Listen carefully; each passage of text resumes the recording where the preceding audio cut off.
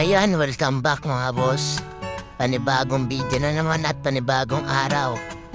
May hindi inaasahang pangyayari. Nailipat pala sa akin ni Pinuno ang sumpa niya. Ayan, nabutasan niya pala ako dito. Ayan, pass forward na natin para mabilis. Buti na lang talaga dito na ako nabutasan sa Domsa. Saka buti, marami tayong tropa dito, marami rin tutulong sa atin. Nahanap ko na rin pala dyan kung ano yung nakabuta sa aking gulong. Medyo natagalan niya ako sa paghahanap din eh. Kasi maliit lang yung nakabuta sa aking gulong eh. Buti lang din nakita ko agad isang maliit, isang pirasong bakal lang na parang stapler yata yun.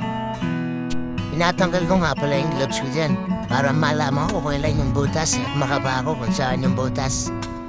Kaya tinutulungan na pala ako ni Carl dyan.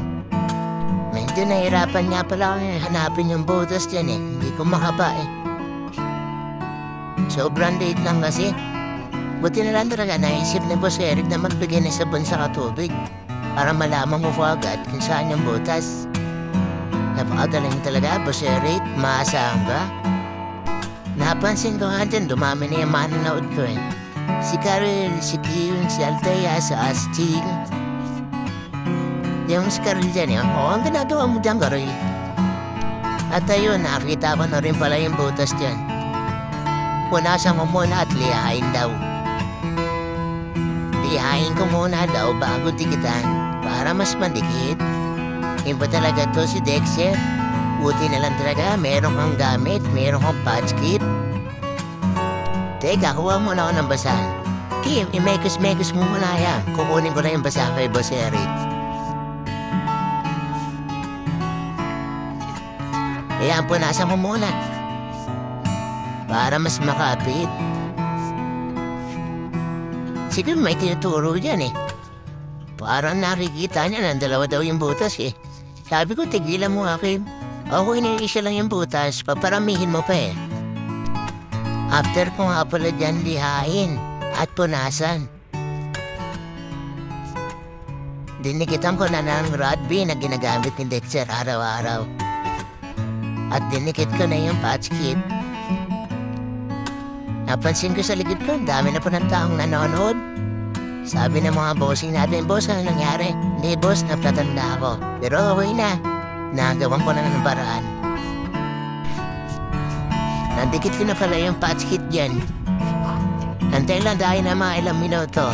Pisat-pisatin lang muna natin bago natin hangilan.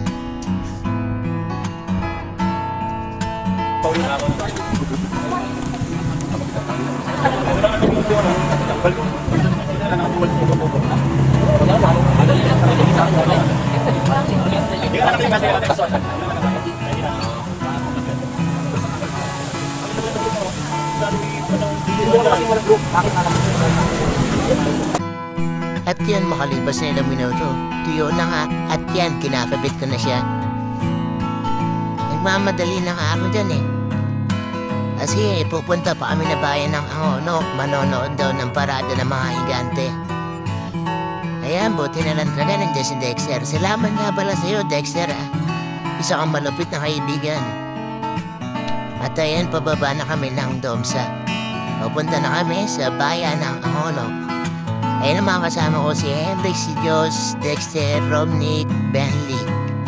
O paano mga boss, hanggang dito na lang muna. Kita-kitsa na tayo sa bayan ng Angono. Manonood muna kami ng Higantes Festival. Kita-kitsa na lang ulit sa susunod na kabanata. Ingat ang lahat, drive safe sa inyo. Babu!